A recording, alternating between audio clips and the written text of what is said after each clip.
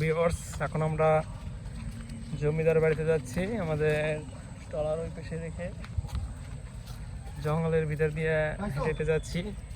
আমাদের সাথে আছে মানিক দা, একটি থাইল্যান্ডের গেঞ্জি পরেছে, জোড়া হাতি।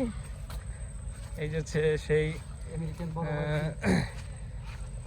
খুবই সুপরিচিত একটি জমিদার বাড়ি। জমিদারের নাম কি মানিক দা? জমিদারের নাম কি? আর নাম দিয়ে কি হবে, জমিদার বাড়ি বেটা, এই দেখো নাম দিয়ে বলে কোনো কাম নাই। মানিদা বলছে পেয়ারা বাগানের পাশে জমিদার বাড়ি, বললেই হবে, নিয়ে আসবে একদম। এই গাড়িতে গেলে কত মেলা ঝামেলা বলে অনেক, এত কত খুশি পারা যাবে না। হ্যাঁ, তো আমরা জমিদার বাড়ির কাছাকাছি চলে এসেছি। রাস্তাটা খুবই খারাপ। এখানে আবার একটা কলেজ আছে, ঝালকাঠি কলেজ। আর এই পেশ হচ্ছে সেই জমিদার বাড়ি। এটা অনেক পুরনো বাড়িটা। প্রতিদিন হাজার হাজার পর্যটক আসে এখানে ঘুরতে, জমিদার বাড়িতে। দেখুন সবাই, সেই ঐতিহাসিক জমিদার বাড়িতে আমরা প্রবেশ করেছি। এই যে অনিক আঙ্কেল আছে, অনিক আঙ্কেল কিছু বলবেন জমিদার বাড়ির বিষয়ে?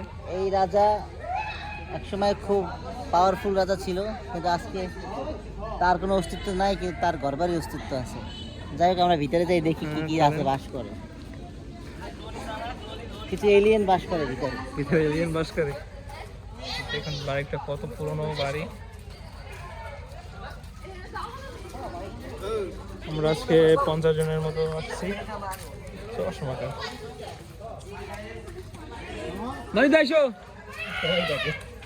আমরা এখন জমিদার বাড়ির ভিতরে ঢুকতেছি। সেই জমিদার বাড়ি।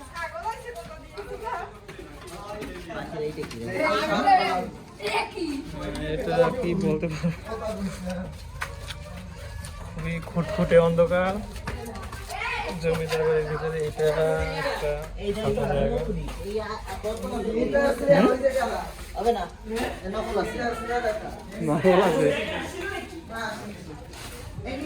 এই একটা কক্ষ, দরজা, এটা হচ্ছে দরজা, একটা রুম।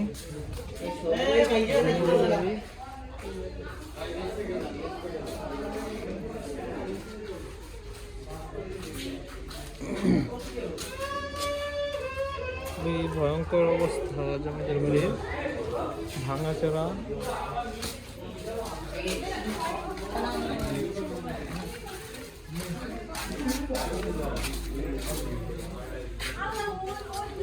যে হচ্ছে বাহিরের সাইডটা, এখান থেকে আমরা প্রবেশ করেছি জমিদার বাড়িতে এসে।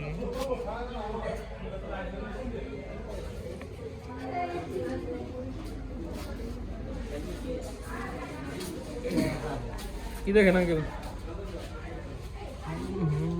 টয়লেটটা মাথায়। এখানে মনে হয় জমিদার বাড়ির লোকজন পটি করতো। সিঁড়ি না?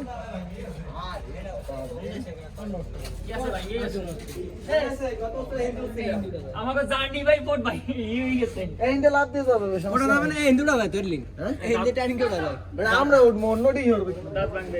বন্দর কে দিছে, সেই দিছে যে বন্দর কে দিছে।